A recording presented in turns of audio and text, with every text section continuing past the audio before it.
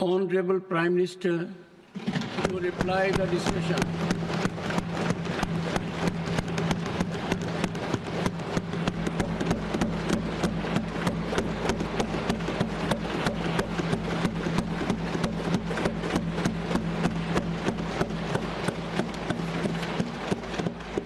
आदरणीय सभापति जी,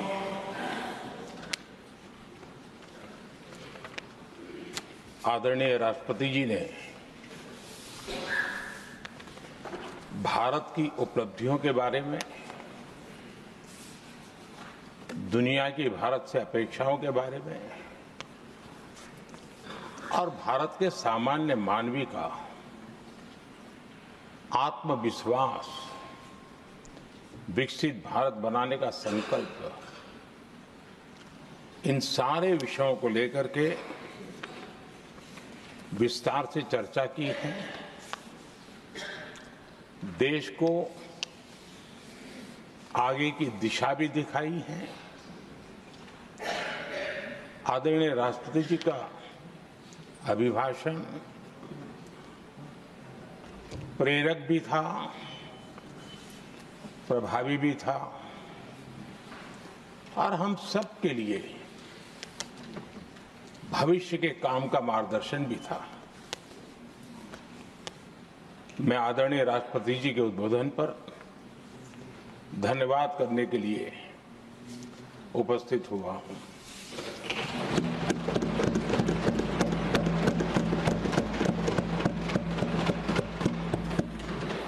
आदरणीय सभापति जी, करीब 70 से भी ज्यादा माननीय सांसदों ने अपने बहुमूल्य विचारों से इस आभार प्रस्ताव को समृद्ध करने का प्रयास किया है। यहां पक्ष प्रतिपक्ष दोनों तरफ से चर्चा हुई। हर किसी ने अपने अपने तरीके से राष्ट्रपति जी के अभिभाषण को जिसने जैसे समझा वैसे यहां समझाया और उन्होंने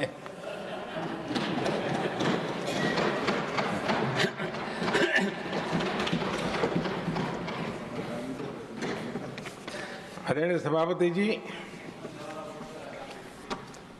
यहां पर सबका साथ, सबका विकास, इस पर बहुत कुछ कहा गया। मैं समझ नहीं पाता हूं कि इसमें कठिनाई क्या है। सबका साथ, सबका विकास, ये तो हम सबका दायित्व है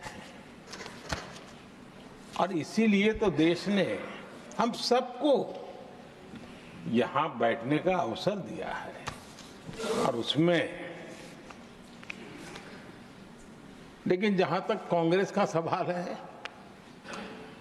उनसे सबका साथ, सबका विकास, इसके लिए कोई अपेक्षा करना, मैं समझता हूं कि बहुत बड़ी गलती हो जाएगी।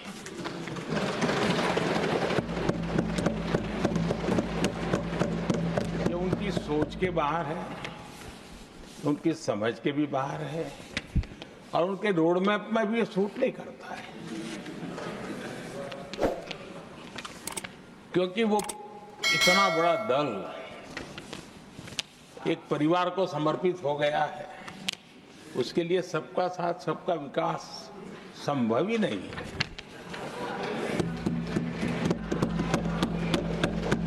आदरणीय सभापति जी, कांग्रेस ने राजनीति का एक ऐसा मॉडल तैयार किया था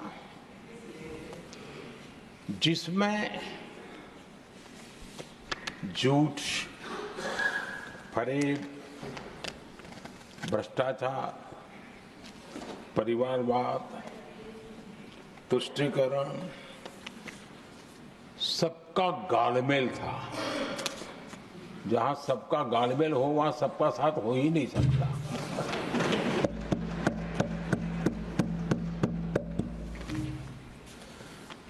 आदरणीय सभापति जी, कांग्रेस के मॉडल में सर्वोपरि है फैमिली फर्स्ट, और इसलिए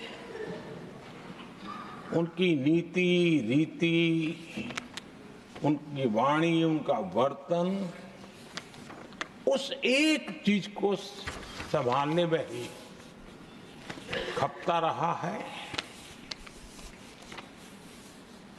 2014 के बाद देश ने हमें सेवा करने का अवसर दिया और मैं देश की जनता का आभारी हूं कि हमें तीसरी बार लगातार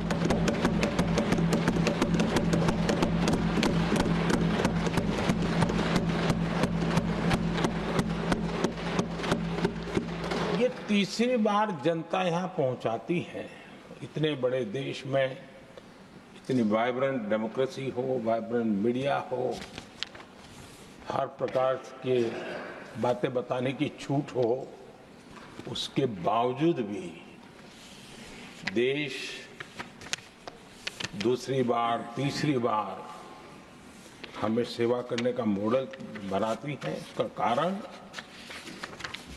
देश की जनता ने हमारे विकास के मॉडल को परखा है, समझा है और समर्थन दिया है। और हमारा ये विकास का मॉडल को अगर मुझे एक शब्द में कहना है तो मैं ये कहूंगा, नेशन फर्स्ट, राष्ट्र प्रथम। इसी एक उम्दा भावना और समर्पित भाव से हमने लगातार अपनी नीतियों में, अपने कार्यक्रमों में, हमारे वाणी में, वर्तन में इसी एक बात को मानदंड मान करके देश की सेवा करने का प्रयास किया है। और आदरणीय सभापति जी, मैं बड़े गर्व के साथ भी कहता हूं, बड़े संतोष के साथ कहता हूं कि एक लंबे अरसे तक, 5-6 दशक तक देश के सामने अल्टरनेट मॉडल क्या हो, तराजू पर तोलने का कोई अवसर ही नहीं मिला था। लंबे अरसे के बाद 2014 के बाद देश को एक अल्टरनेट मॉडल क्या हो सकता है, अल्टरनेट कार्यशैली क्या हो सकती है, प्रायोरिटीज क्या हो सकती है, इसका एक नया मॉडल देखने को मिला है। और ये नया मॉडल तुष्टीकरण नहीं, संतुष्टीकरण पर भरोसा।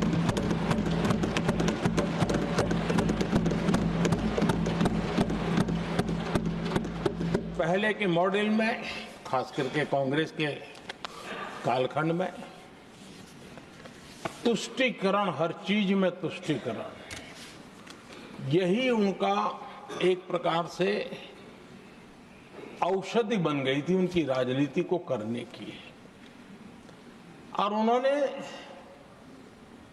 स्वार्थ नीति, राजनीति, देश नीति सबका एक घोटाला करके रखा हुआ था। तरीका ये होता था कि छोटे तबके को कुछ दे देना और बाकियों को तरसा कर रखना, और जब चुनाव आए तब कहना, देखो उनका मिला है, शायद आपको भी मिल जाएगा। और इस प्रकार से झुनझुना बांटते रहना, लोगों के आंखों पर पट्टी बांध करके अपनी राजनीतिक सियासत को चलाए रखना, ताकि चुनाव के समय वोट की खेती हो सके। यही कार्य चलता रहा। आदरणीय सभापति जी, हमारी कोशिश रही है कि भारत के पास जो भी संसाधन है उन संसाधनों का ऑप्टिमम यूटिलाइजेशन किया जाए। भारत के पास जो समय है उस समय का भी बर्बादी से बचा करके पल पल का उपयोग देश की प्रगति के लिए, जन सामान्य के कल्याण के लिए, उसी पर वो खर्च हो। और इसलिए हमने एक अप्रोच अपनाया, सैचुरेशन का अप्रोच।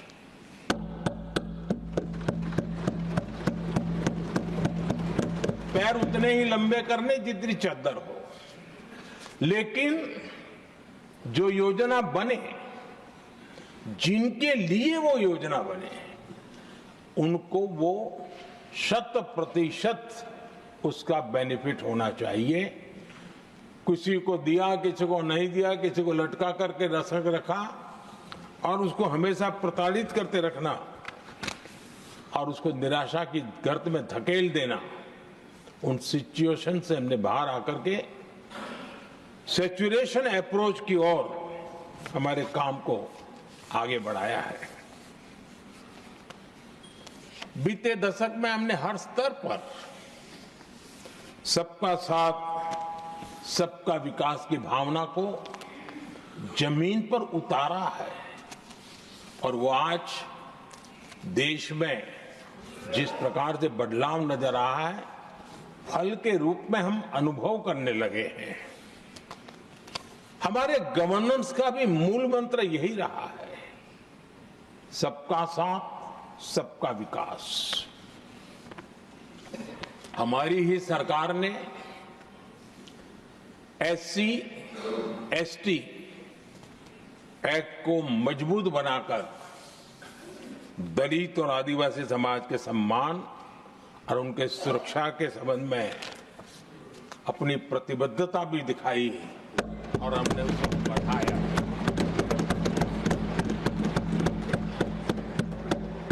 आदरणीय सभापति जी,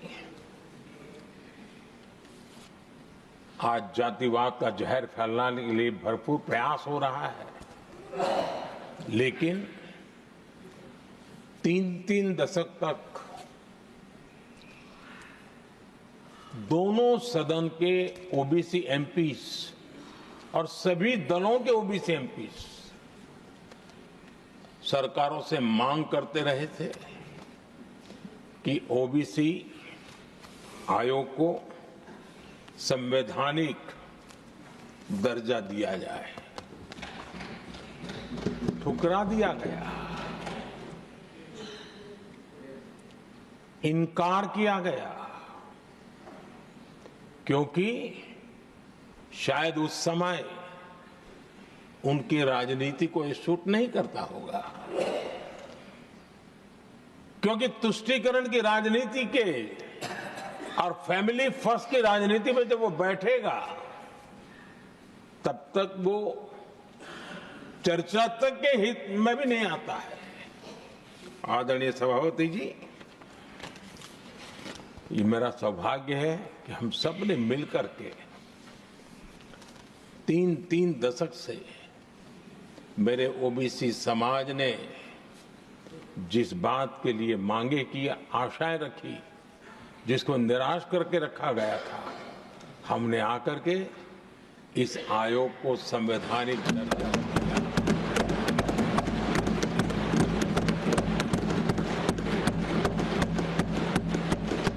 और हमने सिर्फ उनकी मांग पूरी की इतना नहीं, हमारे लिए उनका मान सम्मान भी उतना ही महत्वपूर्ण है, क्योंकि देश के 140 करोड़ देशवासियों को हम जनता जनार्दन के रूप में पूजने वाले लोग हैं। आदरणीय सभापति जी, हमारे देश में जब जब आरक्षण का विषय आया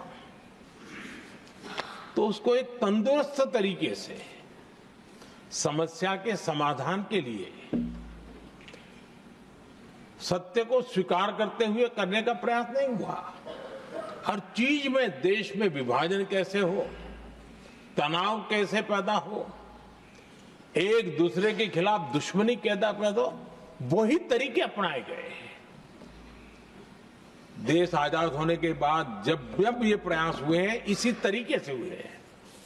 पहली बार हमारी सरकार ने एक ऐसा मॉडल दिया और सबका साथ सबका विकास के मंत्र की प्रेरणा से दिया कि हमने सामान्य वर्ग के गरीब को 10% आरक्षण दिया, बिना तनाव के, बिना किसी का छीन करके। और जब ये निर्णय किया तो एससी समुदाय ने भी उसको स्वागत किया, एसटी समुदाय ने भी स्वागत किया, ओबीसी समुदाय ने भी स्वागत किया।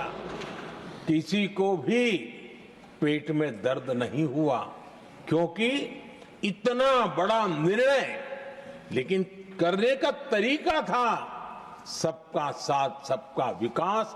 और तब जाकर के बहुत ही स्वस्थ शांत तरीके से पूरे राष्ट्र ने इस बात को स्वीकार किया। आदरणीय सभापति जी, हमारे देश में दिव्यांगों की कभी सुनवाई जितनी मात्रा में होनी चाहिए थी, नहीं हुई। जब सबका साथ सबका विकास का मंत्र होता है ना, तब मेरे दिव्यांग जन भी उस सबके कैटेगरी में होते हैं। और तब जाकर के हमने दिव्यांगों के लिए आरक्षण का विस्तार किया, दिव्यांगों के लिए सुविधाएं उपलब्ध हो, इसके लिए मिशन मोड में काम किया। दिव्यांगों के कल्याण के लिए अनेक योजनाएं बनाई, लेकिन योजनाओं को लागू भी किया। ये इसके कारण इतना ही नहीं, आदरणीय सभापति जी, ट्रांसजेंडर कम्युनिटी के अधिकारों को लेकर के हमने उसको कानूनी रूप से उसको पुख्त करने के लिए प्रामाणिकता पूर्वक प्रयास किया। सबका साथ सबका विकास के मंत्र को हम कैसे जीते हैं, ये हमने समाज के उस उपेक्षित वर्ग की तरफ भी हमने बड़ी संवेदना के साथ देखा। आदरणीय सभापति जी, भारत की विकास यात्रा में नारी शक्ति के योगदान को कोई नकार नहीं सकता, लेकिन उनको अगर अवसर मिले और वो नीति निर्धारण का हिस्सा बने, तो देश की प्रगति में और गति आ सकती है। और इस बात को ध्यान में रखते हुए हमने ही और इस सदन का पहला निर्णय हुआ, हम देशवासी गर्व कर सकते हैं। सदन इस बात के लिए याद रखा जाएगा, ये नया सदन सिर्फ उसके रूप रंग के लिए नहीं, ये नया सदन का पहला निर्णय था नारी शक्ति बंधन। इस नए सदन को हम किसी और तरीके से भी कर सकते थे, हम हमारी वाहवाही के लिए भी उपयोग कर सकते थे, पहले भी होता था, लेकिन हमने तो मातृशक्ति की वाहवाही के लिए इस सदन का आरंभ किया था। और मातृशक्ति के आशीर्वाद से ये सदन अपना कार्य आरंभ किया है। आदरणीय सभापति जी, हम जानते हैं, इतिहास की तरफ अब थोड़ी नजर करें।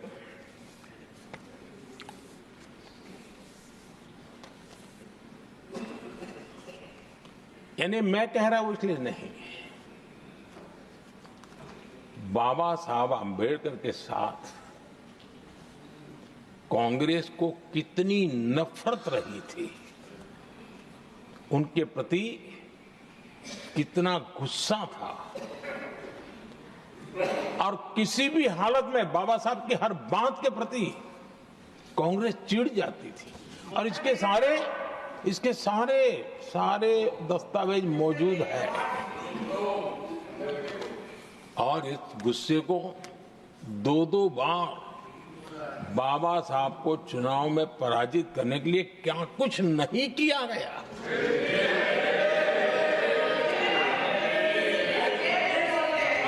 कभी भी बाबा साहब को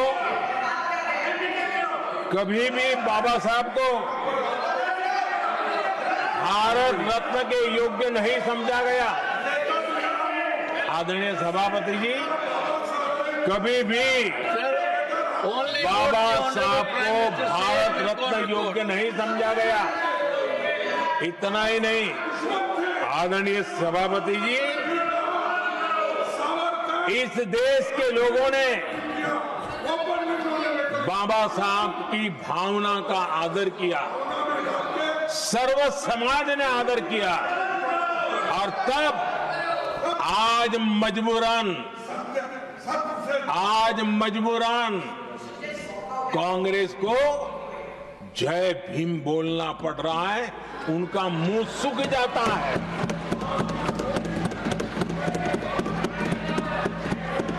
और आदरणीय सभापति जी, ये कांग्रेस भी रंग बदलने में बड़ी माहिर लग रही है। इतनी तेजी से अपना नकाब बदल देते हैं, ये इसमें साफ साफ नजर आ रहा है। आदरणीय सभापति जी, आप कांग्रेस का अध्ययन करेंगे तो कांग्रेस की राजनीति, जैसे हमारा मूल मंत्र रहा सबका साथ सबका विकास, वैसा उनका हमेशा रहा कि दूसरे की लकीर छोटी करना।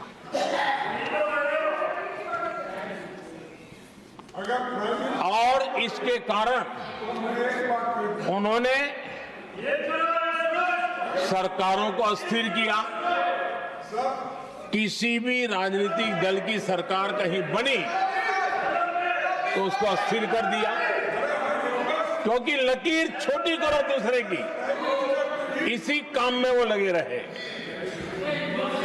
और ये जो उन्होंने रास्ता चुना है ना, औरों की लकीर छोटी करने का, लोकसभा के बाद भी जो उनके साथ थे वो भी भाग रहे हैं, क्योंकि उनको पता चला गया ये तो हमें भी मार डालेंगे।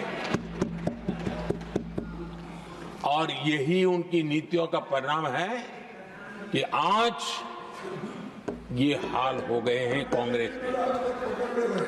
देश की सबसे पुरानी पार्टी, आजादी के आंदोलन से जुड़ी पार्टी, इतनी दुर्दशा।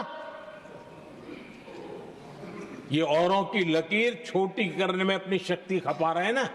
अगर वो खुद की लकीर लंबी करते तो उनकी ये दशा नहीं होती।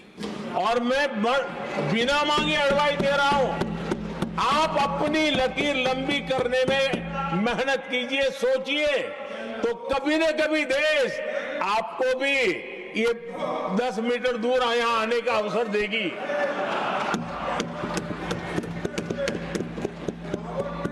आदरणीय सभापति जी, बाबा साहब ने SC/ST समुदाय की बुनियादी चुनौतियों को बहुत बारीकी से समझा था, बहुत गहराई से समझा था, और खुद भुक्तभोगी थे, इसलिए एक दर्द भी था, पीड़ा भी थी, और समाज का कल्याण करने की का एक जज्बा भी था। और बाबा साहब ने SC/ST समुदाय के आर्थिक उन्नति के लिए एक स्पष्ट रोडमैप देश के सामने प्रस्तुत किया था। उनकी बातों में प्रस्तुत होता था। और बाबा साहब ने एक बहुत महत्वपूर्ण बात कही थी, मैं उनका कोट पढ़ना चाहता हूं। बाबा साहब ने कहा था, भारत एक कृषि प्रधान देश है, लेकिन दलितों के लिए ये आजीविका का मुख्य साधन बन ही नहीं सकता, ये बाबा साहब ने कहा था। उन्होंने आगे कहा था, और इसके कई कारण हैं। पहला, भूमि खरीदना उनके सामर्थ्य से बाहर है। दूसरा, अगर उनके पास धन भी हो तो भी उनके लिए भूमि खरीदने का कोई अवसर नहीं है। बाबा साहब ने ये एक एनालिसिस किया था, और इस परिस्थिति का एनालिसिस करते हुए उनको तो सुझाव था, उन्होंने आग्रह किया था कि दलितों के साथ, हमारे आदिवासी भाई बहनों के साथ, वंचितों के साथ ये जो अन्याय हो रहा है, ये जो मुसीबत में जीने के लिए वो मजबूर हो रहे हैं, इसका एक उपाय है देश में इंडस्ट्रियलाइजेशन को बढ़ावा दिया जाए। औद्योगिकरण के पक्षकार थे बाबा साहब, क्योंकि औद्योगिकरण करने के पीछे उनकी कल्पना साफ थी। स्किल बेस्ड जॉब्स और एंटरप्रेन्योरशिप के लिए, आर्थिक आत्मनिर्भरता के लिए दलित, आदिवासी, वंचित समूहों को एक अवसर मिलेगा और उसे वो उत्थान का एक सबसे महत्वपूर्ण हथियार मानते थे। लेकिन आजादी के इतने सालों के बावजूद भी, इतने साल कांग्रेस को सत्ता में रहने का अवसर मिला, तब भी बाबा साहब की इन बातों को पर गौर करने का भी उनको समय नहीं था। उन्होंने बाबा साहब की इस विचारों को पूरी तरह खारिज कर दिया। एससी एसटी समुदाय की आर्थिक लाचारी बाबा साहब समाप्त करना चाहते थे। उसे कांग्रेस ने ऐसा उल्टा काम किया कि उसको गहरा संकट बना दिया। आदरणीय सभापति जी, 2014 में हमारी सरकार ने इस सोच को बदला और हमने प्राथमिकता देते हुए स्किल डेवलपमेंट, फाइनेंशियल इंक्लूजन और इंडस्ट्रियल ग्रोथ पर हमने जोर दिया।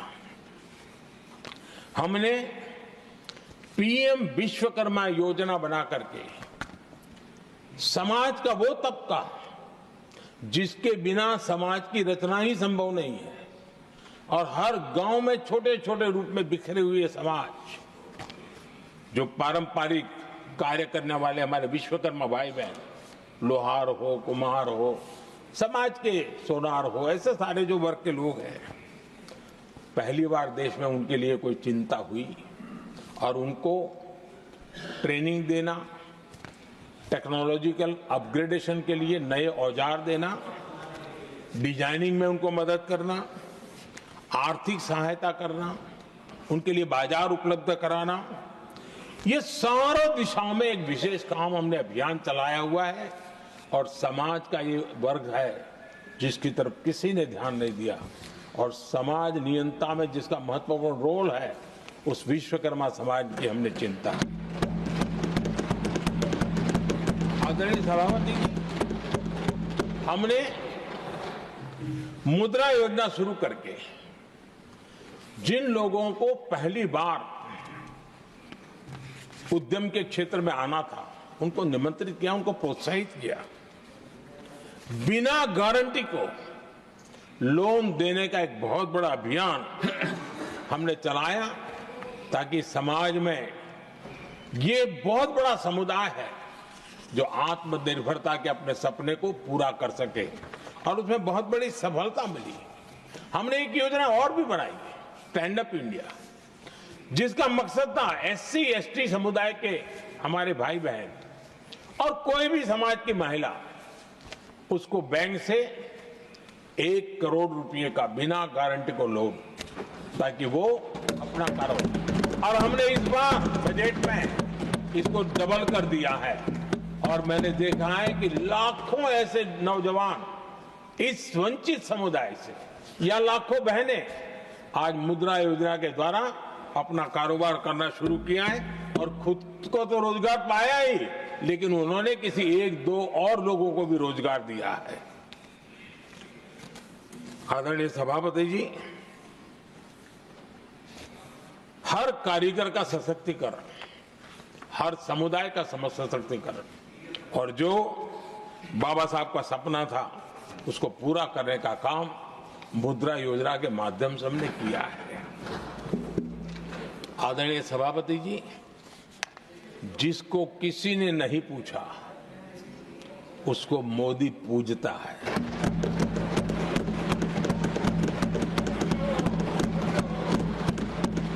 गरीब, वंचित, उसकी का कल्याण ये हमारी प्राथमिकता है। इस वर्ष के बजट में भी आप देखिए, लेदर इंडस्ट्री, फुटवेयर इंडस्ट्री, ऐसे अनेक छोटे दायरे के विषयों को हमने स्पर्श किया है और इसका सबसे बड़ा लाभ गरीब और वंचित समुदाय के लोगों को मिलने वाला है, जो इस बजट पे घोषणा की। अब उदाहरण के रूप में टॉयज की बात करें, समाज के इस प्रकार के वर्ग के लोग ही टॉयज बनाने के काम में हैं। हमने उस पर ध्यान केंद्रित किया। बहुत सारे गरीब परिवारों को अनेक प्रकार की उसमें मदद दी गई और उसका परिणाम आज आया है कि टॉयज हम एक्सपोर्ट करने की आदत में फंसे हुए थे, आज इंपोर्ट करने की आदत में फंसे हुए थे, आज हमारे टॉय 3 गुना एक्सपोर्ट हो रहे हैं और जिसका फायदा समाज के एक बहुत ही नीचे के तबके में जीने वाले, मुसीबतों से गुजारा करने वाले समुदाय को मिल रहा है। आदरणीय सभापति जी, हमारे देश में एक बहुत बड़ा समुदाय है, मछुआरा समुदाय। इन मछुआरे साथियों के लिए हमने एक अलग मिनिस्ट्री तो बनाई, लेकिन जो बेनिफिट किसान क्रेडिट में किसानों को मिलता था, हमने वो किसान क्रेडिट कार्ड के सारे बेनिफिट हमारे मछुआरे भाई बहनों को भी दिए, ये सुविधा दी। अलग मिनिस्ट्री बनाई, ये काम किया और करीब 40,000 करोड़ रुपया हमने इसके अंदर इंफ्यूज किया। फिशरीज सेक्टर को बल दिया है और इसका प्रयास इन प्रयासों का परिणाम ये आया है कि हमारा मछली उत्पादन 2 गुना और एक्सपोर्ट भी 2 गुना हुआ है और जिसका सीधा बेनिफिट हमारे मछुआरे भाई बहनों को हुआ है। यानी समाज के सबसे उपेक्षित हमारे बंधु हैं, उनको हमने सबसे ज्यादा प्राथमिकता दे करके हमने काम करने का प्रयास किया है। आदरणीय सभापति जी, यहाँ जो जातिवाद का जहर फैलाने की जिनको नया शौक लग गया है, हमारे देश के आदिवासी समाज, उन आदिवासी समाज में भी कई स्तर की स्थितियां हैं। कुछ समूह ऐसे हैं जिनकी संख्या बहुत कम है और जो करीब देश में 200-300 जगह पे बिखरे हुए हैं और कुल आबादी उनकी बहुत कम है, लेकिन वो ऐसे उपेक्षित रहे हैं, उनकी बारीकियों को जाने तो दिल दहलाने वाली बात है। और मेरा सद्भाग्य रहा कि राष्ट्रपति जी से इस विषय में मुझे काफी गाइडेंस मिला, क्योंकि उस समाज को काफी निकट से राष्ट्रपति जी जानती है और उसी में से आदिवासी समाज में भी बहुत वंचित अवस्था में जीने वाला एक जो छोटा तबके के लोग व बिखरे पड़े लोग हैं, उनको विशेष रूप से योजना में लाने का प्रयास हुआ और हमने पीएम जनमन योजना बनाई और 24,000 करोड़ रुपए ताकि उनको वो सुविधाएं मिले, उनके कल्याण के काम हो और वे भी सबसे पहले तो अन्य आदिवासी समाज की बराबरी तक तो पहुंचे और फिर पूरे समाज की बराबरी करने के लिए योग्य बने। उस दिशा में हमने काम किया है। आदरणीय सभापति जी, समाज के अलग अलग तबकों की चिंता तो की है। हमने देश के अलग अलग भूभाग में भी कुछ ऐसी स्थितियां हैं कि जिसमें बहुत पिछड़ापन है। जैसे हमारे सीमावर्ती गांव, उनको बैकवर्ड विलेज करके छोड़ दिया गया था, आखिरी गांव करके छोड़ दिया गया था। हमने सबसे पहले मनोवैज्ञानिक परिवर्तन लाया। हम ये जो दिल्ली पहले और बाद में सब धीरे धीरे जो जाए दूर जाता जाए आखिर चला जाए, हमने बदल दिया। हमने तय किया कि सीमा पर जो लोग हैं वो पहले और वो अंदर की तरफ आता जाए। जहां सूरज की किरण सबसे पहले आती है और जहां सूरज की आखिरी किरण भी जिनके पास होती है, ऐसे आखिरी गांव उनको हमने फर्स्ट विलेज के रूप में विशेष दर्जा देते हुए, विशेष योजना बनाते हुए हमने उनके विकास के कामों को, इतना ही नहीं, उसको प्राथमिकता इतनी दी कि मैंने पिछले टर्म में मंत्री परिषद के साथियों को ऐसे दूर दराज के गांवों में 24 घंटे रुकने के लिए भेजा था और -15 डिग्री वाले कुछ विलेजेस थे, वहां भी हमारे मंत्री वहां जाकर के रुके थे, उनको समझने का, उनकी समस्याओं के समाधान के लिए प्रयास किया था। और हमने 15 अगस्त 26 जनवरी में जो मेहमान बुलाते हैं, उसमें भी ये जो सीमा पर बसे हुए हमारे पहले विलेज है, आज उनके प्रधानों को हम 26 जनवरी 15 अगस्त में बुलाते हैं।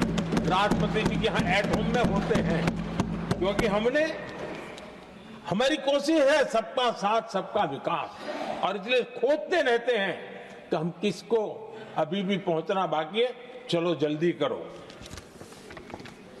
आदरणीय सभापति जी, वाइब्रेंट विलेज की योजना देश की सुरक्षा के लिए भी बहुत उपयोगी हो रही है, बहुत महत्वपूर्ण हो रही है और हम उसको भी बल दे रहे हैं। आदरणीय सभापति जी, राष्ट्रपति जी ने गणतंत्र के 75 वर्ष के मौके पर संविधान निर्माताओं से प्रेरणा लेने का भी आग्रह अपने अभिभाषण में किया है। मैं आज बड़े संतोष के साथ कह सकता हूं कि हमारे संविधान निर्माताओं की जो भावना थी, उसी का आदर करते हुए, उसी से प्रेरणा लेते हुए हम आज आगे बढ़ रहे हैं। कुछ लोगों को लगता होगा ये यूसीसी क्या लाए हैं, लेकिन जो संविधान सभा की डिबेट पढ़ेंगे उनको पता चलेगा कि हम उस भावना का यहां लाने का प्रयास कर रहे हैं। कुछ लोगों की राजनीति आड़े आती होगी, लेकिन हम संविधान निर्माताओं की भावना को जीते हैं ना, तब जाकर के ये साहस करते हैं और कमिटमेंट के साथ पूरा करने का प्रयास करते हैं। आदरणीय सभापति जी, संविधान निर्माताओं का आदर करना चाहिए था। संविधान निर्माताओं के एक एक बात से प्रेरणा लेने की थी, लेकिन ये कांग्रेस है जिसने आजादी के तुरंत बाद ही संविधान निर्माताओं की भावनाओं की धज्जियां उड़ा दी थी। और ये बहुत दुख के साथ मैं ये कहना पड़ रहा है। आप कल्पना कर सकते थे कि जब देश में चुनी हुई सरकार नहीं थी, एक स्टॉप गैप अरेंजमेंट था चुनाव तक का, वो स्टॉप गैप अरेंजमेंट में जो बैठे थे महाशय, उन्होंने संविधान में संशोधन कर दिया आते ही। चुनी हुई सरकार करती तो थोड़ा भी तो समझ आता था, लेकिन उतना भी इंतजाम नहीं किया। और किया क्या, उन्होंने फ्रीडम ऑफ स्पीच को कुचला, फ्रीडम ऑफ स्पीच को कुचला, अखबारों पर, प्रेस पर लगाम लगाई और डेमोक्रेट का टैग लगाकर घूमते रहे दुनिया में। देश के डेमोक्रेसी का महत्वपूर्ण स्तंभ, उसको कुचलने का काम हुआ और ये संविधान की भावना का पूरी तरह अनादर था। आदरणीय सभापति जी, देश की पहली सरकार थी, नेहरू जी प्रधानमंत्री थे और मुंबई में जब नेहरू जी प्रधानमंत्री थे तब मुंबई में मजदूरों की एक हड़ताल हुई। उसमें मशहूर गीतकार मजरूह सुल्तानपुरी जी ने एक गीत गाया था, कॉमनवेल्थ का दास है, ये कविता उन्होंने गाई थी। कविता गाने मात्र के गुणे में नेहरू जी ने देश के एक महान कवि को जेल में ठूस दिया।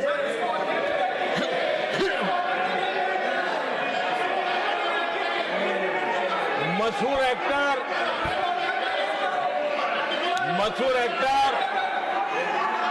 बलराज साहनी जी सिर्फ एक जुलूस में शामिल हुए थे, आंदोलन करने वालों के जुलूस में शामिल हुए थे, इसलिए बलराज साहनी जी को जेल में बंद कर दिया गया। आदरणीय सभापति जी, लता मंगेशकर जी के भाई हृदयनाथ मंगेशकर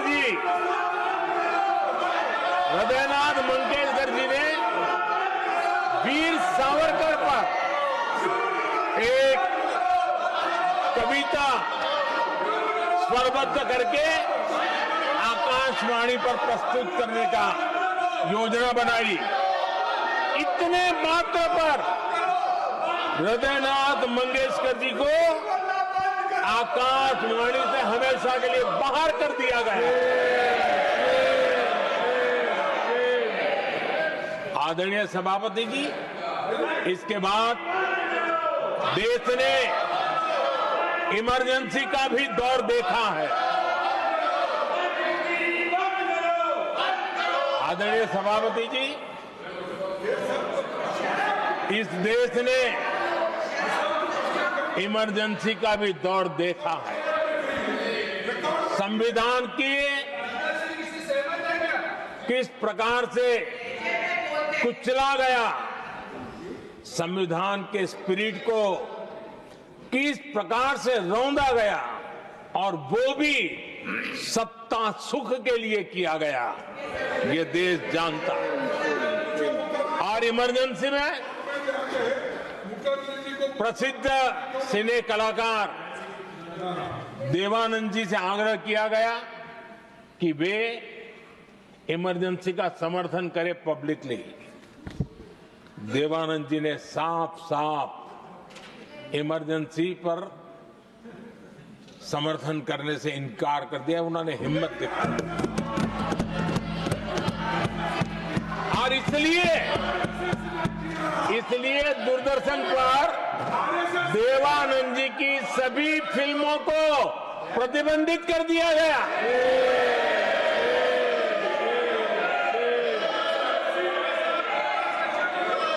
आदरणीय सभापति जी, ये संविधान की बातें करने वाले लोग, उन्होंने सालों से संविधान को अपने जेब में रखा है, उसी का एक परिणाम है। संविधान का सम्मान नहीं किया है। आदरणीय सभापति जी किशोर कुमार जी, उन्होंने कांग्रेस के लिए गाना गाने से मना किया। इस एक गुना के लिए आकाशवाणी पर किशोर कुमार के सभी गानों को प्रतिबंधित कर दिया गया।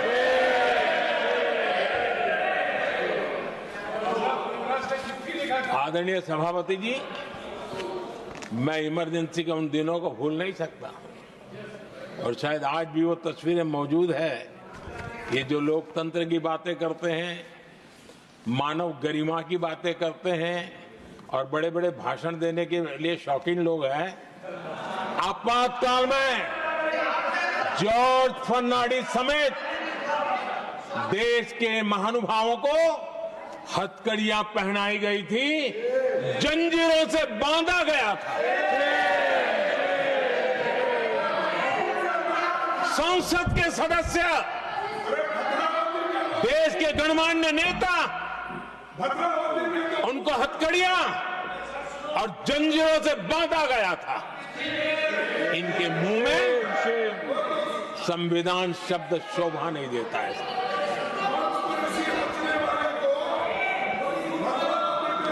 आदरणीय सभापति जी, सत्ता सुख के लिए, शाही परिवार के अहंकार के लिए इस देश के लाखों परिवारों को तबाह कर दिया गया, देश को जेल खाना बना दिया गया।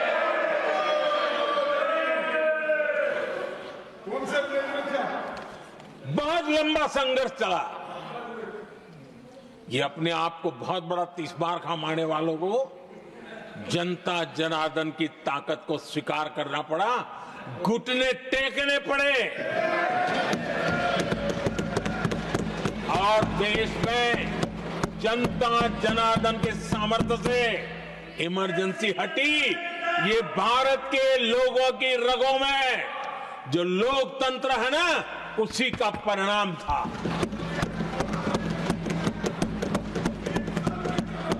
हमारे माननीय खड़गे जी आपके सामने बढ़िया बढ़िया शेर सुनाते रहते हैं और उनका शौक है शेर सुनाने का। और सभापति जी आप भी बड़ा मजा लेते हैं।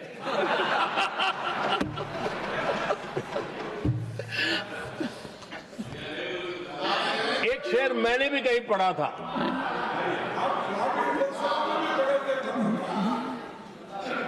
तमाशा करने वालों को क्या खबर, तमाशा करने वालों को क्या खबर, हमने कितने तूफानों को पार कर दिया जलाया है, हमने कितने तूफानों को पार कर दिया जलाया है। आदरणीय सभापति जी, मैं आदरणीय खड़गे जी वरिष्ठ नेता है और मैं हमेशा सम्मान करता हूँ और इतना लंबा समय सार्वजनिक जीवन ये छोटी बात नहीं है। और मैं इस देश में चाहे शरद राव हो चाहे खड़गे जी हो, इन सब का, मैं हमारे देवगौड़ा जी बैठे हैं, ये असामान्य सिद्धियां हैं उनके जीवन की जो उन्होंने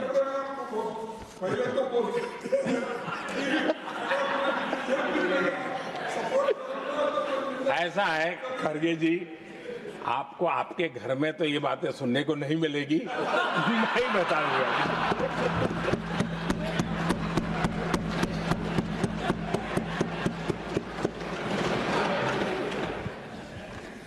इस बार मैं देख रहा था कि खड़गे जी कविताएं पढ़ रहे थे, लेकिन जो बातें बता रहे थे, और आपने बड़ा सही पकड़ा था कि जरा बताओ तो सही भी ये कविता है कब की है? उनको पता था, सभापति जी उनको पता था ये कविता कब की है। भीतर कांग्रेस की दुर्दशा का इतना दर्द पड़ा था, लेकिन वहां हालत यह है कि बोल नहीं सकते, तो उन्होंने सोचा ये अच्छा मंच है, यही बोल दें। और इसलिए उन्होंने नीरज की कविता के माध्यम से उनके घर के हालात यहां प्रस्तुत किए हैं।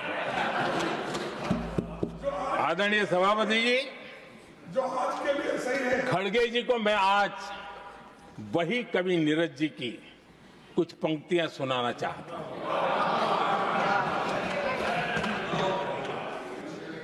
कांग्रेस सरकार का जो दौर था उस समय नीरज जी ने ये कविताएं लिखी थी और उसमें उन्होंने कहा था, है बहुत अंधियारा, है बहुत अंधियारा, अब सूरज निकलना चाहिए,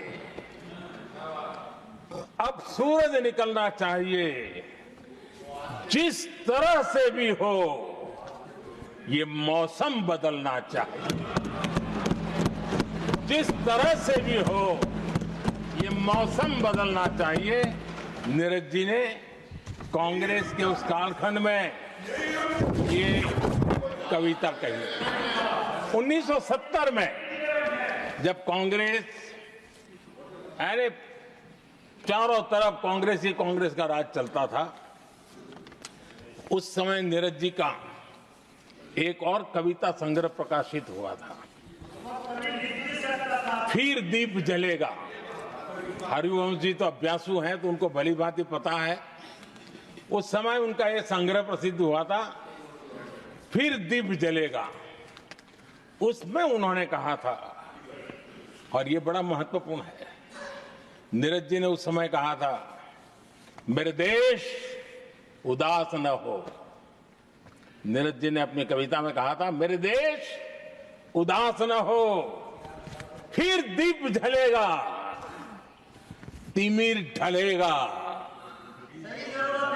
और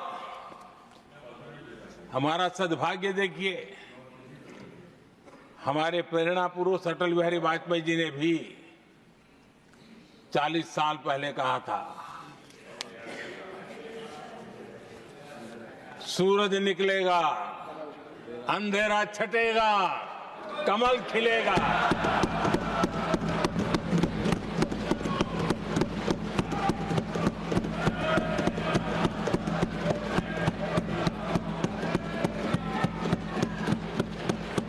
आदरणीय नीरज जी ने कहा था, जब तक कांग्रेस का सूरज चमकता रहा, देश ऐसा ही अंधेरे में रहता रहा। कई दशक तक ऐसे ही हाल बने रहे। आदरणीय सभापति जी, गरीबों को शक्ति देने के लिए, गरीबों के सशक्तिकरण के लिए जितना काम हमारे कार्यकाल में हुआ है, हमारी सरकार के द्वारा हुआ है, इतना पहले कभी नहीं हुआ। गरीबों का सशक्तिकरण और गरीब ही गरीबी को परास्त करे, उस दिशा में हमने योजनाओं को आकार दिया। और मुझे मेरे देश के गरीबों पर भरोसा है, उनके सामर्थ्य में भरोसा है।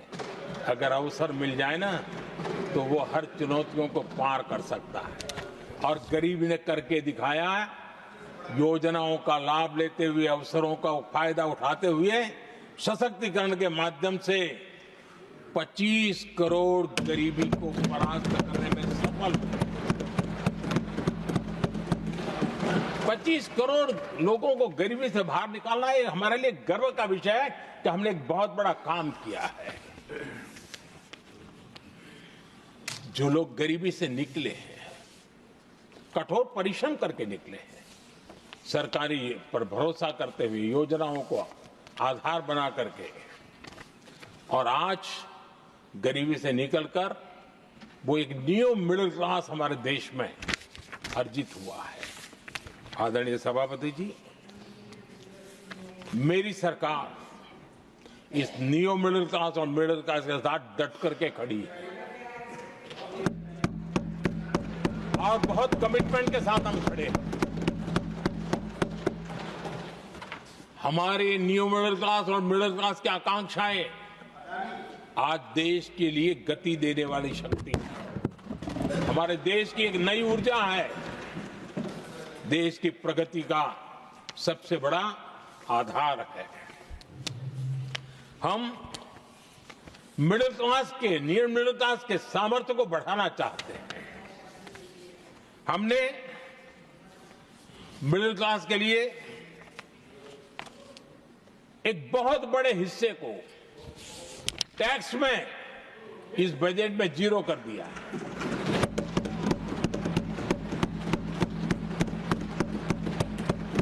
2013 में 2 लाख तक की आय टैक्स में मुक्ति थी, इनकम टैक्स में 2 लाख तक मुक्ति थी। आज हमने 12 लाख तक टैक्स में मुक्ति कर दी। हम 70 साल से ऊपर के किसी भी वर्ग के क्यों न हो, किसी भी समाज से क्यों न हो, उनको आयुष्मान योजना का लाभ देकर के,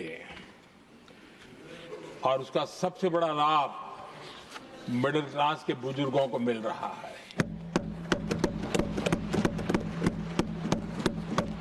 आदरणीय सभापति जी, हमने देश में 4 करोड़ घर बनाकर हमारे देशवासियों को दिए, जिसमें से 1 करोड़ से ज्यादा घर शहरों में बने हैं।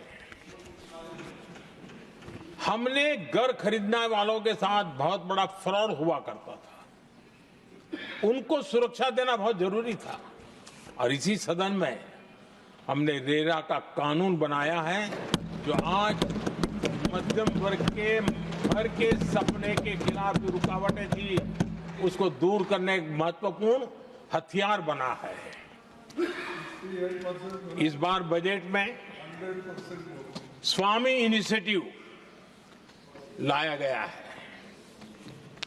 जो हाउसिंग प्रोजेक्ट अटके हुए हैं, जिसमें मध्यम वर्ग के पैसे रुके हुए हैं और उनकी सुविधाएं अटकी हुई हैं, उनके उस काम के लिए 15,000 करोड़ रुपया इस बजट में हमने आवंटित किया है, ताकि मध्यम वर्ग के उन सपनों को पूरा कर सकें।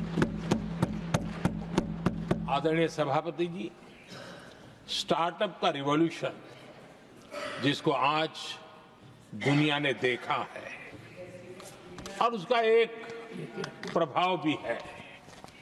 ये स्टार्टअप चलाने वाले कौन है? ये स्टार्टअप चलाने वाले नौजवान ज्यादातर मिडिल क्लास के नौजवान हैं। आज पूरी दुनिया भारत के प्रति आकर्षित है, खास करके G20 समूहों की देश के 50-60 स्थानों पर जो मीटिंगें हुई, उसके कारण भारत को जो पहले सभी दिल्ली, मुंबई या बेंगलुरु मानते थे, भारत को विशालता का उनको पता चला है, और आज विश्व का भारत के टूरिज्म के प्रति आकर्षण बढ़ा है। और जब टूरिज्म बढ़ता है तो व्यवसाय के भी अनेक अवसर आते हैं, और उसका लाभ भी हमारे मिडिल क्लास को बहुत मिलने वाला है, उनके आय के साथ। आदरणीय सभापति जी, आज हमारा मिडिल क्लास आत्मविश्वास से भरा हुआ है, और ये अभूतपूर्व है। ये अपने आप में एक बहुत बड़ा सामर्थ्य बना देता है देश का, और मुझे पूरा विश्वास है कि भारत का मध्यम वर्ग विकसित भारत के संकल्प को साकार करने के लिए कमर कस करके खड़ा हो गया है, हमारे साथ चल पड़ा है। आदरणीय सभापति जी, विकसित भारत के निर्माण में सबसे बड़ा रोल देश के युवाओं का है। हमें डेमोग्राफी का डिविडेंड, उस पर हमारा भी बल है। जो अभी स्कूल कॉलेज में है, वही विकसित भारत के सबसे बड़े लाभार्थी बनने वाले हैं, और इसलिए उनके अंदर एक स्वाभाविक भाव है कि जैसे जैसे उनकी उम्र बढ़ेगी, वैसे वैसे देश की विकास की यात्रा बढ़ेगी, और जो उनके लिए एक बहुत बड़ा और एक प्रकार से विकसित भारत का बेस हमारे यहाँ स्कूल कॉलेज के नौजवान है, वो हमारा सामर्थ्य है। पिछले 10 साल में लगातार इस तबके को, इस बेस को मजबूत करने के लिए हमने बहुत सोची समझी रणनीति के तहत काम किया है। 21वीं सदी की शिक्षा कैसी होनी चाहिए, शिक्षा नीति के लिए पहले सोचा तक नहीं गया। जो चलता है चलने दो, जैसा होता है होते रहो। करीब 3 दशक के अंतराल के बाद नई राष्ट्रीय शिक्षा नीति लेकर के हम आए। 3 दशक के अंतराल। इस नीति के तहत बहुत सारे इनिशिएटिव है। उसमें एक की मैं चर्चा करता हूं, पीएम श्री स्कूल। ये पीएम श्री स्कूल आज करीब 10-12 हजार स्कूल ऑलरेडी बन चुके हैं और नए बनाने की दिशा में हम आगे बढ़ रहे हैं। आदरणीय सभापति जी, एक महत्वपूर्ण निर्णय हमने शिक्षा नीति में बदलाव लाया है। मातृभाषा में पढ़ाई और मातृभाषा में परीक्षा, इस पर हमने बल दिया है। देश आजाद हुआ, लेकिन ये कुछ गुलामी की मानसिकता कहीं कहीं जकड़ के रखा था ना, उसमें ये हमारी भाषा भी थी। हमारी मातृभाषा के साथ घोर अन्याय हुआ और गरीब का बच्चा, दलित का बच्चा, आदिवासी का बच्चा, वंचित का बच्चा वो इसलिए रुक जाए ताकि उसको लैंग्वेज नहीं आती है। ये उसके साथ घोर अन्याय था। और सबका साथ सबका विकास का मंत्र मुझे चैन से सोने नहीं देता था। और इसमें मैंने कहा कि देश में मातृभाषा में शिक्षा, मातृभाषा में डॉक्टर बने, मातृभाषा में इंजीनियर बने। जिनको अंग्रेजी भाषा पढ़ने नसीब नहीं हुई, उनके सामर्थ्य को हम रोक नहीं सकते।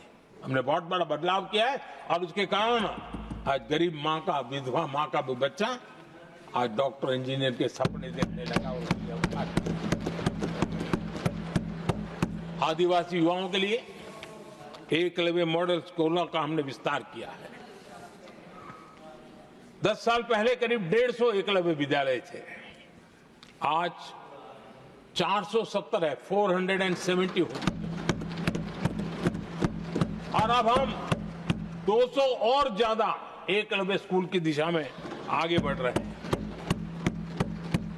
आदरणीय सभापति जी, हमने सैनिक स्कूलों में भी बहुत बड़ा रिफॉर्म किया और सैनिक स्कूलों में हमने बेटियों को भी प्रवेश की व्यवस्था की। आप स्वयं सैनिक स्कूल के विद्यार्थी रहे। पहले बेटियों के लिए उसके दरवाजे बंद थे और आप भी जानते हैं कि सैनिक स्कूलों का महात्मा क्या होता है, उसका सामर्थ्य क्या होता है, जिसने आप जैसे व्यक्तियों को जन्म दिया है। अब वो अवसर मेरे देश की बेटियों को भी मिलेगा। हमने सैनिक स्कूल के दरवाजे खोल दिए और अभी हमारी सैकड़ों बेटियां देशभक्ति के इस माहौल में अपनी पढ़ाई कर रही हैं और देश के लिए जीने का जज्बा सहज रूप से उनके भीतर पनप रहा है। आदरणीय सभापति जी, युवाओं के ग्रूमिंग में एनसीसी की बहुत बड़ी भूमिका है। हम में से जो भी एनसीसी के संपर्क में रहा है उसे मालूम है कि उस उम्र में और उस कालखंड में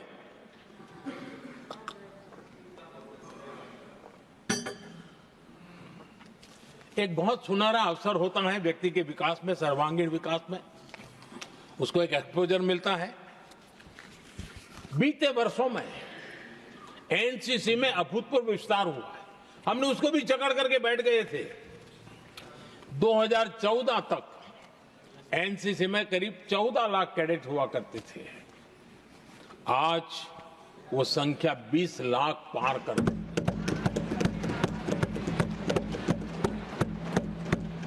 आदरणीय सभापति जी, देश के युवाओं में जो उमंग है, उत्साह है, नया कुछ कर गुजरने की इच्छा है, रूटीन काम से भी हटकर के कुछ करने का उनका इरादा है, ये साफ नजर आता है।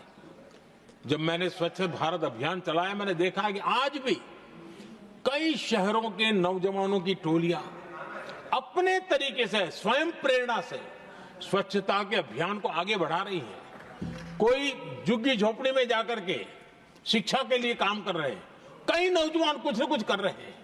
इन सारी बातों को देख करके हमें लगा कि देश के युवाओं को एक अवसर मिलना चाहिए, संगठित रूप से प्रयास होना चाहिए, और इसके लिए हमने माय भारत एक आंदोलन शुरू किया है। मेरा युवा भारत, माय भारत। आज करीब 1.5 करोड़ से ज्यादा युवाओं ने उसमें अपनी रजिस्ट्री करवाई है, और देश के वर्तमान विषयों पर चर्चा करना, मंथन करना, समाज को जागरूक करना, सक्रियता से ये नौजवान अपनी प्रेरणा से कर रहे हैं। उनको स्पून फीडिंग की जरूरत नहीं पड़ रही है, वो अपने सामर्थ्य से अच्छी चीजों को हाथ लगा करके आगे बढ़ रहे हैं। आदरणीय सभापति जी, खेल का क्षेत्र स्पोर्ट्समैन स्पिरिट को जन्म देते हैं, और जिस देश में स्पोर्ट जितना व्यापक होता है, उस देश के अंदर वो स्पिरिट अपने आप पनपता है। खेल प्रतिभा को बल देने के लिए हमने अनेक आयामों पर काम शुरू किया है। खेल के लिए जो इंफ्रास्ट्रक्चर की जरूरत हो, उसके लिए जो फाइनेंशियल सपोर्ट की आवश्यकता हो, उसमें अभूतपूर्व हमने मदद की है, ताकि देश के नौजवानों को एक अवसर मिले। Target Olympic podium scheme tops और खेलो इंडिया अभियान हमारे स्पोर्ट्स इकोसिस्टम को पूरी तरह ट्रांसफॉर्म करने की ताकत रखते हैं, और हम अनुभव भी कर रहे हैं। पिछले दिनों 10 साल में जितने भी इंटरनेशनल स्पोर्ट्स इवेंट हुए हैं, भारत ने अपना झंडा गाड़ दिया, भारत ने अपना सामर्थ्य दिखा दिया, भारत के नौजवानों ने अपना लोहा बनवा लिया है, और उसमें हमारी बेटियां भी उतना ही दमखम के साथ दुनिया के सामने भारत की ताकत का प्रदर्शन कर रही है। आदरणीय सभापति जी, किसी भी देश को विकासशील से विकसित की जो यात्रा होती है, उसमें जन कल्याण के कामों का अपना महत्व है, लोक कल्याण के कामों का अपना महत्व है, लेकिन इंफ्रास्ट्रक्चर एक बहुत बड़ा कारण होता है, बहुत बड़ी ताकत होता है, और विकासशील से विकसित की यात्रा इंफ्रास्ट्रक्चर से गुजरती है, और हमने इंफ्रास्ट्रक्चर का महत्व को समझा है, और हमने इस पर बल दिया है। और जब इंफ्रास्ट्रक्चर की बात होती है, तो ये भी जरूरी है कि वो समय सर पूरे हो, जिसकी हम कल्पना करें, योजना करें, आवश्यकता समझे, लेकिन लटके रहे तो उसका फायदा नहीं मिलता है, उससे टैक्स पेयर का पैसा भी बर्बाद होता है, और देश उस लाभ से वंचित रह जाता है, अनेक सालों तक इंतजार करता है, उसका बहुत बड़ा भारी नुकसान होता है, जिसको शब्दों में गिना नहीं जा सकता है। कांग्रेस के कालखंड में अटकाना, भटकाना, लटकाना, ये उनका कल्चर बन गया था, और उसके कारण ये राजनीति का हिस्सा था। किस प्रोजेक्ट को करने देना, नहीं करने देना, उसमें राजनीतिक तराजू रहता था। सबका साथ सबका विकास का मंत्र नहीं होता था। एक भी नहीं होना। इस कांग्रेस कल्चर से मुक्ति पाने के लिए हमने एक प्रगति नाम की व्यवस्था बनाई, और नियमित रूप से मैं स्वयं इस प्रगति प्लेटफॉर्म के माध्यम से इंफ्रास्ट्रक्चर का प्रोजेक्ट्स का डिटेल मॉनिटरिंग करता हूं। कभी ड्रोन से भी उस एरिया की वीडियोग्राफी और लाइव इंटरेक्शन करता हूं, काफी मैं उसमें इन्वॉल्व रहता हूं।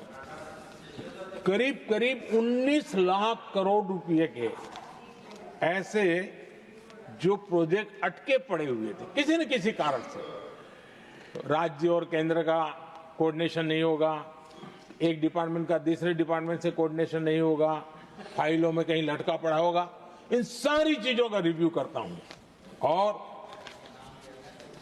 ऑक्सफोर्ड यूनिवर्सिटी ने उस पर अध्ययन किया, इस प्रगति के हमारे इनिशिएटिव पर, और बहुत बड़ा उसने अच्छा रिपोर्ट दिया है। और उसमें उसने एक बहुत बड़ा सुझाव दिया है। उसने कहा, हाँ, प्रगति के इनिशिएटिव के बारे में कहा है। उन्होंने कहा प्रगति के अनुभवों से सीखते हुए अन्य विकासशील देशों के पास भी इंफ्रास्ट्रक्चर के विकास में क्रांति लाने का एक मूल्यवान अवसर है। ये प्रगति को सभी डेवलपिंग कंट्रीज के लिए उन्होंने सुझाव दिया। पहले काम कैसे होते थे, मैं तथ्यों के साथ कोई उदाहरण देना चाहता हूं ताकि पता चले कि कैसे देश को नुकसान किया गया है। मैं ये नहीं कह रहा हूं हर कोई एक ही व्यक्ति ने जानबूझ के किया होगा, लेकिन कल्चर डेवलप हो गया और उसका परिणाम हुआ। अब देखिए उत्तर प्रदेश में हम एग्रीकल्चर, किसान, भाषण तो बहुत बढ़िया दे देते हैं, अच्छा लगता है, भड़काने का काम करने में क्या जाता है, कोई जो इन्वेस्टमेंट तो है ही नहीं, भड़काते रहो दुनिया को, कोई काम तो करना नहीं है। उत्तर प्रदेश में कृषि के लिए एक अहम योजना थी, सरयू नहर परियोजना। सरयू नहर परियोजना 1972, सोचिए साहब, 1972 में स्वीकृत हुई थी, 5 दशक तक लटकी रही। 1972 में जिस योजना को सोचा गया, योजना बनी, फाइल पे स्वीकृत हो चुकी, 2021 में हमने आकर के इसको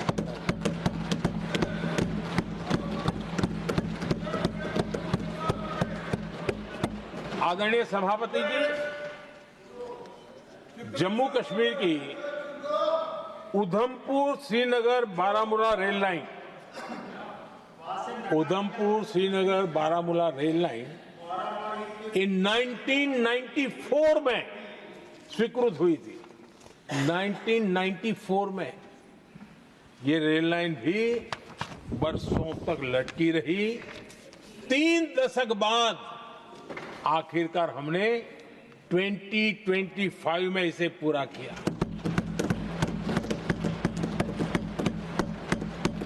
आदरणीय सभापति जी, ओडिशा की Haridaspur Paradip rail line, Haridaspur Paradip rail line 1996 में स्वीकृति हुई थी। ये भी बरसों तक अटकी रही और ये भी 2019 में हमारे कार्यकाल में पूरी हुई। आदरणीय सभापति जी, असम का बोगीबिल ब्रिज 1998 में स्वीकृत हुआ था, ये भी हमारी सरकार ने 2018 में पूरा किया। और मैं ऐसे आपको सैकड़ों उदाहरण दे सकता हूं। अटकाना, लटकाना, भटकाना, ये कल्चर कितने देश को बर्बाद किया है, सैकड़ों उदाहरण दे सकता हूं। आप कल्पना कर सकते हैं, कांग्रेस ने अपने कार्यकाल में देश के लिए, देश जिसके लिए हकदार था, जो होने की संभावनाएं भी थी, इस प्रगति का न करते हुए कितनी बर्बादी की है, इसका आप अंदाज लगा सकते हैं। इंफ्रास्ट्रक्चर प्रोजेक्ट्स में सही प्लानिंग और सही एग्जीक्यूशन, इसके लिए पीएम गति शक्ति नेशनल मास्टर प्लान बनाया है। पीएम गति शक्ति में जो लोग डिजिटल वर्ल्ड में इंटरेस्टेड हैं, उनके लिए जरूरी है समझना, और मैं तो चाहूंगा इसको राज्यों ने भी उपयोग करना चाहिए। पीएम गति शक्ति प्लेटफॉर्म में 1600 डेटा लेयर्स हैं हमारे देश के अलग अलग कामों के, और निर्णय प्रक्रिया को तेज करते हैं, सरल करते हैं, और उसको लागू करने में भी बहुत तेजी से उसको लागू किया जा सकता है।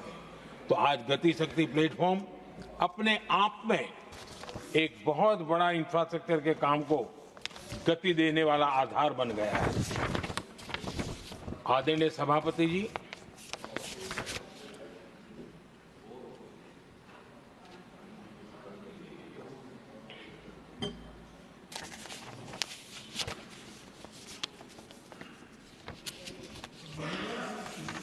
आज के नौजवानों को ये जानना बहुत जरूरी है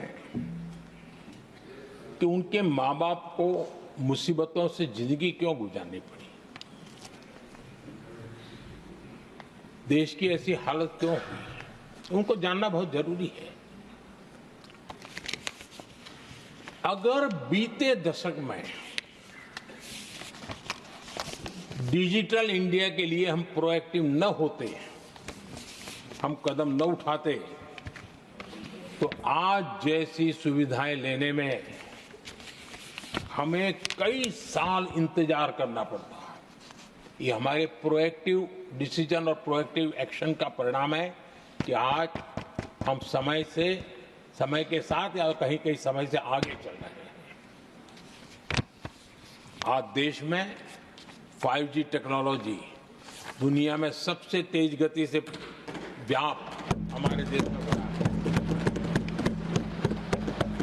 आदरणीय सभापति जी, मैं अतीत के अनुभवों से कह रहा हूं, कंप्यूटर हो, मोबाइल फोन हो, एटीएम हो, ऐसी कई टेक्नोलॉजी दुनिया के कई देशों में हमारे से बहुत पहले पहुंच चुकी थी, लेकिन भारत में आते आते दशकों बीत गए तब जाकर के पहुंचा। अगर मैं हेल्थ की बात करूं, बीमारी की बात करूं, टीकाकरण की बात करूं, जैसे चेचक, बीसीजी का टीका, जब हम गुलाम थे तब दुनिया में वो टीकाकरण हो रहा था, कुछ देशों में हो चुका था, लेकिन भारत में ये दशकों बाद आया। पोलियो की वैक्सीन हमने दशकों तक इंतजार करना पड़ा, दुनिया आगे बढ़ चुकी थी, हम पीछे रह गए थे। कारण यह था कांग्रेस ने देश की व्यवस्था को ऐसे जकड़ करके रखा था। उनको लगता था सारा ज्ञान सरकार में जो बैठे हैं उन्हीं को है, वही सब कर लेंगे, और उसी का एक परिणाम था लाइसेंस परमिट राज। मैं देश के नौजवानों को कहूंगा, लाइसेंस परमिट राज का कितना जुल्म था, देश विकास नहीं कर सकता था, और लाइसेंस परमिट राज यही कांग्रेस की पहचान बन गई थी। आदरणीय सभापति जी, कंप्यूटर का जब शुरुआती दौर था तो कंप्यूटर को इंपोर्ट करना चाहता है तो उसके लिए लाइसेंस लेना होता था, कंप्यूटर लाने के लिए, और कंप्यूटर लाने के लाइसेंस पाने में भी सालों लग जाते थे। आदरणीय सभापति जी, वो दिन थे मकान बनाने के लिए सीमेंट चाहिए तो सीमेंट के लिए भी परमिशन लेना पड़ता था, मकान बनाने के। इतना ही नहीं सभापति जी, शादी ब्याह में अगर चीनी की जरूरत हो, चीनी चाय पिलानी हो, तो भी लाइसेंस लेना पड़ता था। मेरे देश के नौजवानों को पता होना, और मैं आजाद भारत की बात कर रहा हूं, मैं अंग्रेजों के कालखंड की बात नहीं कर रहा हूं, कांग्रेस के कालखंड की बात कर रहा हूं। और कांग्रेस के एक पूर्व वित्त मंत्री जो अपने आप को बहुत ज्ञानी मानते हैं, उन्होंने माना था कि लाइसेंस परमिट के बिना कोई काम होते नहीं है। सारे काम लाइसेंस परमिट के रास्ते से ही गुजरते हैं। और उन्होंने ये भी कहा था कि लाइसेंस परमिट बिना रिश्वत को नहीं होता है। मैं कांग्रेस के वित्त मंत्री ने जो कहा वो कह रहा हूं, बिना रिश्वत को नहीं होता है। अब कोई बहुत आसानी से समझ सकता है, उस जमाने में रिश्वत मतलब हाथ की सफाई कौन करता था भाई? ये कौन पंजा था? वो पैसा कहां जाता था? देश का नौजवान भली भांति समझ सकता है। यही इस सदन में कांग्रेस के एक माननीय सदस्य हैं, मौजूद है, जिनके पिताजी के पास खुद के पैसे थे, किसी से लेना नहीं था, और कार खरीदना चाहते थे। यहां मौजूद एक एमपी है कांग्रेस के, उनके पिताजी खुद के पैसे से कार खरीदना चाहते थे। 15 साल तक उनको कार के लिए इंतजार करना पड़ा था कांग्रेस के राज में।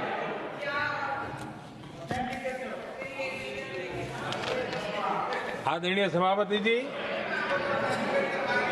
हम सब जानते हैं स्कूटर लेना हो तो बुकिंग करवा के पैसा देना, 8-8, 10-10 साल एक स्कूटर खरीदने में लग जाता था। और अगर मजबूरी में स्कूटर मानो बेचना पड़ा तो उसके लिए सरकार से परमिशन लेनी पड़ती थी। यानी कैसे देश चलाया इन लोगों ने। और इतना ही नहीं, गैस सिलेंडर एमपी को कूपन दिया जाता था, कि तुम इलाके में 25 लोगों को गैस कनेक्शन दे सकते हो।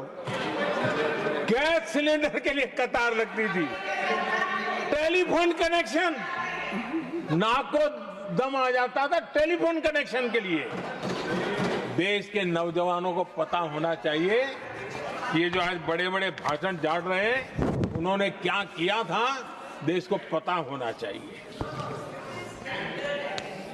आदरणीय सभापति जी, ये सारी पाबंदियां और लाइसेंस राज की नीतियों ने भारत को दुनिया की सबसे धीमी आर्थिक वृद्धि दर में धकेल दिया। लेकिन क्या आप जानते हैं, इस कमजोर वृद्धि दर को, इस विफलता को दुनिया में किस नाम से कहने की शुरुआत हो गई? हिंदू रेट ऑफ ग्रोथ कहने लगे। एक समाज का पूरा अपमान, विफलता सरकार में बैठे हुए लोगों की, काम न करने के सामर्थ्य बैठे हुए लोगों का, समझ शक्ति का अभाव बैठे हुए लोगों का, दिन रात भ्रष्टाचार में डूबे हुए लोगों का, और गाली पड़ी एक बहुत बड़े समाज को, हिंदू ग्रेट ऑफ ग्रोथ।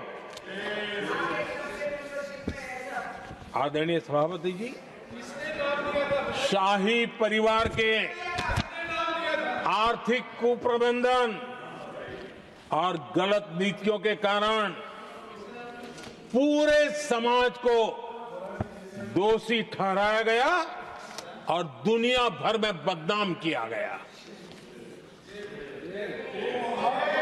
जबकि हम इतिहास देखें तो भारत के लोगों का तरीका और नीतियां, भारत के स्वभाव में लाइसेंस राज नहीं था, परमिट नहीं थी। भारत के लोग सदियों से, हजारों साल से खुले में विश्वास करते थे, और हम उन समुदाय में सबसे पहले थे जो दुनिया भर में मुक्त व्यापार, फ्री ट्रेड, उसमें मेहनत करते थे, काम करते थे। सदियों पहले भारतीय व्यापारी दूर दराज के देशों तक व्यापार करने के लिए जाते थे, कोई बंधन नहीं थे, कोई रुकावटें नहीं थे। ये हमारी प्रकृति की संस्कृति थी, हमने उसको तबाह करके रख दिया। आज जब पूरी दुनिया भारत की आर्थिक क्षमता को पहचानने लगी है, आज दुनिया तेज गति से आगे बढ़ने वाले देश के रूप में देख रही है।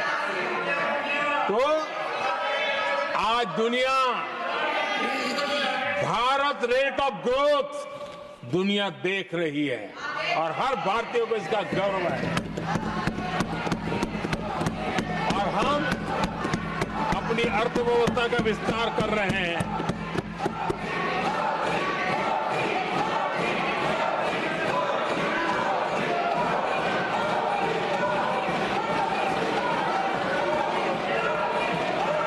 आदरणीय सभापति जी,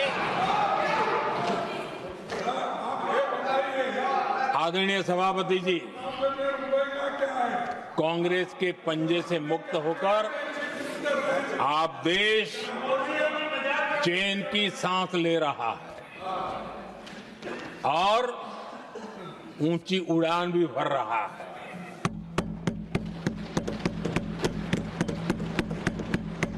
कांग्रेस के लाइसेंस राज और उसकी कुनीतियों से बाहर निकलकर हम मेक इन इंडिया को बढ़ावा दे रहे हैं। भारत में मैन्युफैक्चरिंग बढ़ाने के लिए हमने पीएलआई स्कीम शुरू की, एफडीआई से जुड़े रिफॉर्म्स किए। आज भारत दुनिया का दूसरा सबसे बड़ा मोबाइल प्रोडक्शन वाला देश बना है।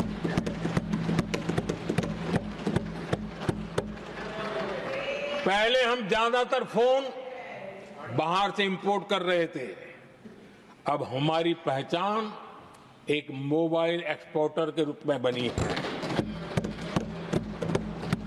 आदरणीय सभापति जी, आज भारत की पहचान डिफेंस मैन्युफैक्चरिंग की बनी है। 10 साल में हमारा डिफेंस प्रोडक्ट्स 10 गुना एक्सपोर्ट बढ़ा है। 10 साल में 10 गुना बढ़ा है।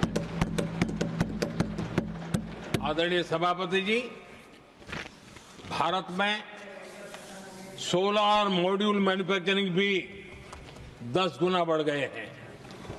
आज हमारा देश दुनिया का दूसरा सबसे बड़ा स्टील प्रोड्यूसर देश है। 10 सालों में हमारा मशीनरी और इलेक्ट्रॉनिक एक्सपोर्ट तेजी से आगे बढ़ा है।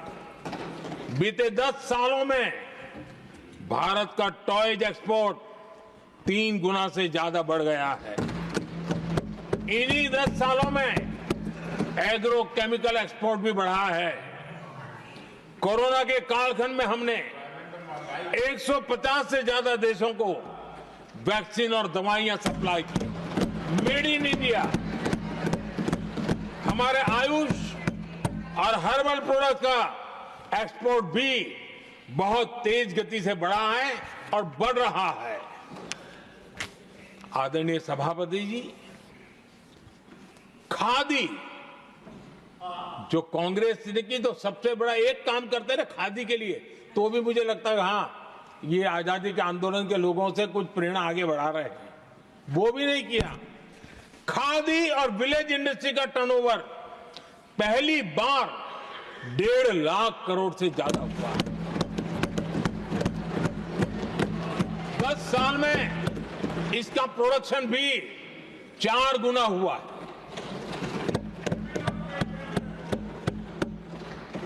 इस सारी मैन्युफैक्चरिंग का बहुत बड़ा लाभ हमारे एमएसएमई सेक्टर को मिला है। इससे देश में बड़ी संख्या में रोजगार के अवसर तैयार हुए हैं। आदरणीय सभापति जी,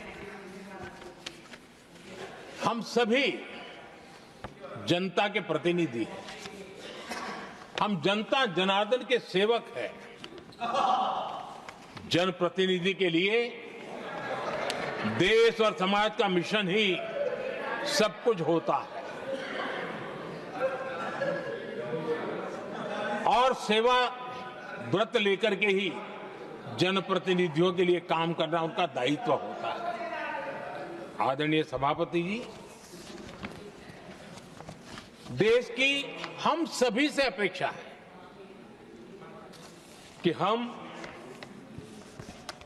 विकसित भारत को आत्मसात करने के लिए कोई कमी हमारी तरफ से नहीं रहनी चाहिए। हम सबका सामूहिक दायित्व होना चाहिए। ये देश का संकल्प है, ये किसी सरकार का संकल्प नहीं है, किसी व्यक्ति का संकल्प नहीं है, 140 करोड़ देशवासियों का संकल्प है। और सभापति जी मेरे शब्द लिख करके रखिए, जो लोग विकसित भारत के संकल्प से अपना को अछूता रखेंगे, देश उनको अछूता कर देगी। हर किसी को जुड़ना पड़ेगा,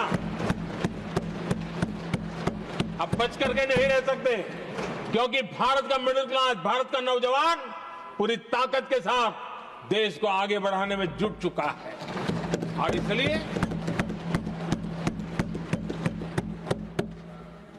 आदरणीय सभापति जी, जब प्रगति की राह पर देश चल पड़ा है, विकास की नई ऊंचाइयों को देश अर्जित कर रहा है, तब हम सबकी भूमिका बड़ी महत्वपूर्ण है। सरकारों में विरोध होना लोकतंत्र का स्वभाव है, नीतियों का विरोध होना लोकतंत्र का जिम्मेवारी भी है, लेकिन घोर विरोधवाद, घोर निराशावाद और अपनी लकीर लंबी नहीं करनी, दूसरी लकीर को छोटा करने की कोशिश है विकसित भारत में रुकावट बन सकती है। हमें उसे मुक्त होना होगा और हमें आत्ममंथन भी करना होगा, निरंतर मंथन करना होगा। मुझे भरोसा है कि सदन में जो चर्चा हुई है उसमें से जो उत्तम चीजें हैं उसको लेकर के हम आगे बढ़ेंगे और हमारा मंथन जारी रहेगा। हमें निरंतर ऊर्जा राष्ट्रपति जी के उद्बोधन से मिलती रहेगी। एक बार फिर राष्ट्रपति जी का मैं हृदय से आभार व्यक्त करता हूं और सभी माननीय सांसदों का भी आभार व्यक्त करता हूं। बहुत बहुत धन्यवाद।